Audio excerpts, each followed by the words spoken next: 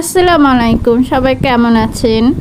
আজকে সন্ধ্যায় রিমঝিমিয়ে বৃষ্টি পড়া দেখে মন চেয়েছিল আম মাখা খেতে চেয়েছিল।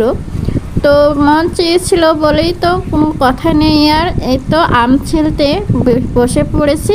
আম ছিলে এই যে সুন্দর করে আম ছিলা হচ্ছে।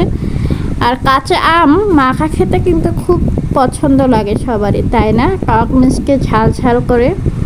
তো এই তো আমগুলো ফ্রেশ একদম সুন্দর করে পেস্ট করা হচ্ছে এই ব্লেন্ডার জারে।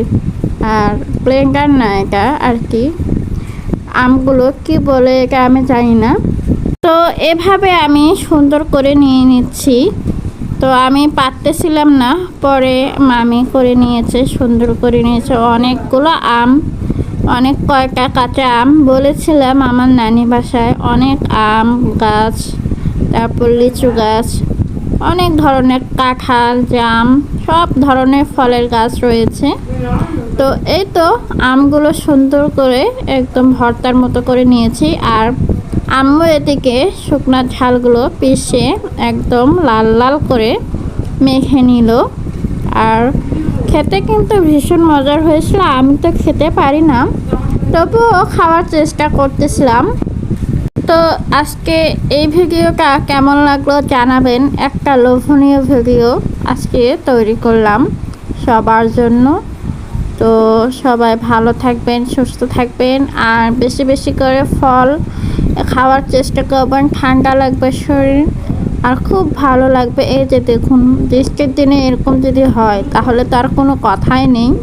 তো এরকম করে মেখে নিচ্ছে চিনি, লবণ, সরিষার তেল দিয়ে খুব ভালো করে মেখে নিচ্ছে চটকিয়ে চটকিয়ে। সবাই মিলে কিন্তু এভাবে আনন্দ করা যায়। আর একা একা থাকলে কিন্তু অসম্ভব, কোনো কিছুই করা যায় না। একা একা কিন্তু ভালো লাগে না সেটা। আর এই যে দেখুন, সরষের তেল দিয়ে দিচ্ছে, ভালো করে সুন্দর করে মেখে নেবে। এখন হাত দিয়ে মেখে নেবে সুন্দর করে। আর কেউ কেউ বলতেছে খাওয়া যাবে কি, আবার কেউ কেউ বলতেছে খাওয়া যাবে না। আসলে ঝাল তো, ঝাল জিনিসটা বেশি খাওয়া যায় না। ঝাল খেলে পেট জ্বলবে, সেজন্য আর কি বলতেছিল। তো ওই তো আমের আঁটি কে খাবে সেটা নিয়ে পরিকল্পনা হচ্ছিল। তো সুন্দর করে আম্মু মেখে নিচ্ছে। এভাবে এভাবে সবাই মিলে আনন্দ করা হয়। এই যে দেখুন, চিনি দিয়ে দিল, চিনি একটু কম হয়েছিল।